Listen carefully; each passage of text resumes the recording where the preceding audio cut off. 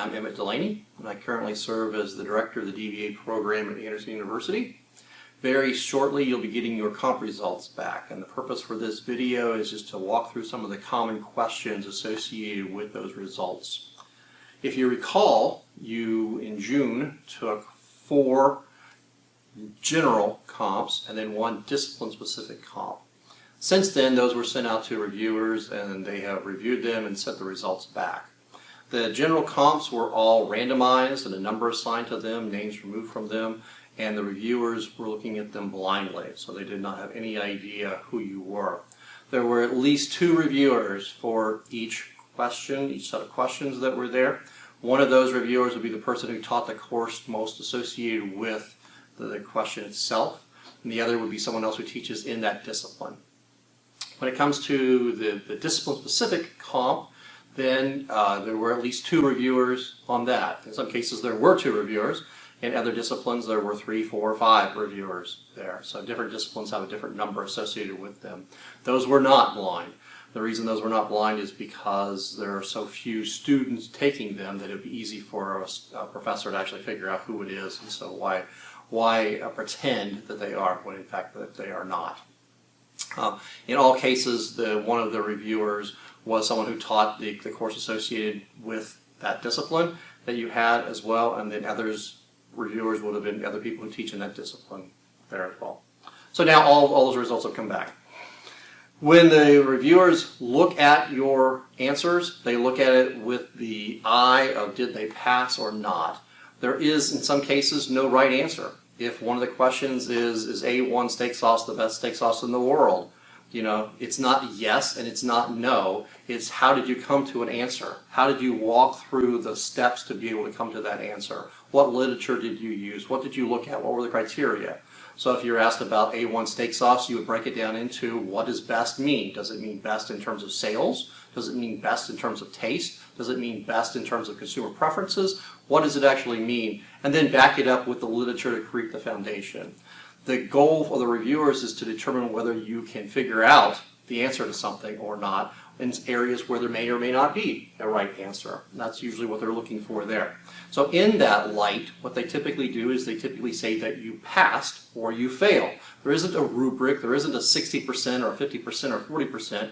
It's a pass-fail scenario, which is here. If you passed, they will often break it down into either you were excellent or you were satisfactory. When you get your results back, the key word you're looking for is pass. If you passed, you do not need to do anything else. If every single reviewer who looked at that particular question said you did excellent, I will tell you that you did excellent, because that's something that you want to know. It's something you feel a bit of pride in. If not every single person said excellent, I will tell you that you passed, and you need not worry about it anymore. If you did not pass, there are 2 ways that you did not pass. One of those ways is that you didn't pass because you were really close but didn't quite complete all the answer. Maybe there were 5 parts to the question and you did a really good job of answering 4 of those parts, but the 5th one it looks like you overslept on that one, and so you didn't really answer that.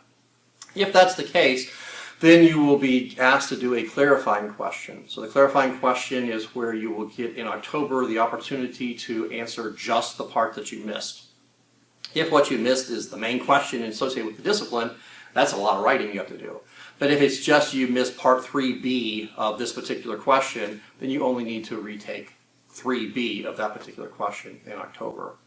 So one way that you failed is that you failed because you did a really great job but sort of overlooked something that was here, and that will be a clarifying question in October, one of the 2 weekends that are there.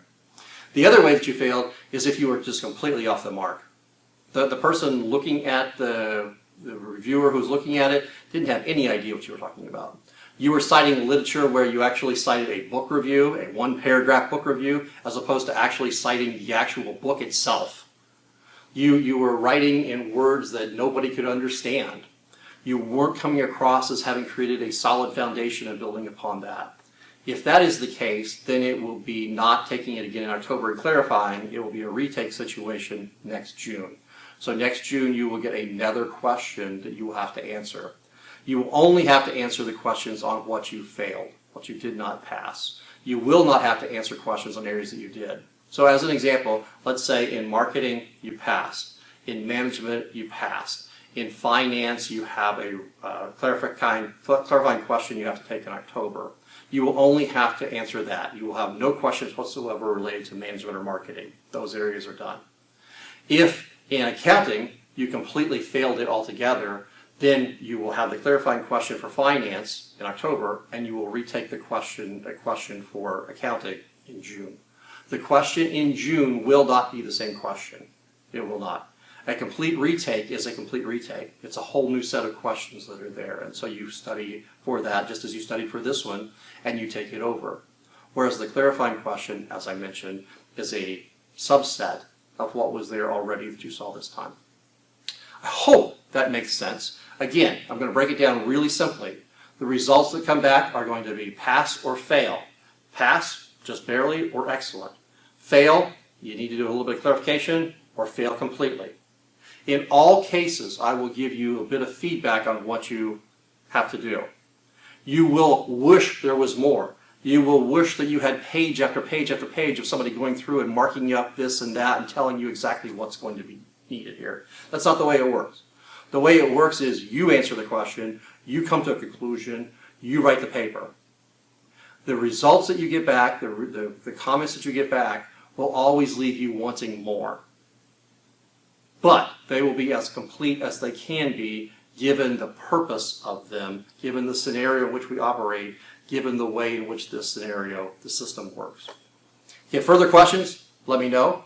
In the meantime, be looking for the results in just a week or so, and I will give them all out to everybody at the same time so that no worries are there about one person having them and not getting another person's back, and so on and so forth. They will all come at the same time, which is one of the reasons it takes a while to compile them, put them back together, and send them out. In the meantime, I hope you're enjoying your summer, hope you're getting some sunshine, and hope that you're preparing for the next semester, which is coming up incredibly quickly. Take care.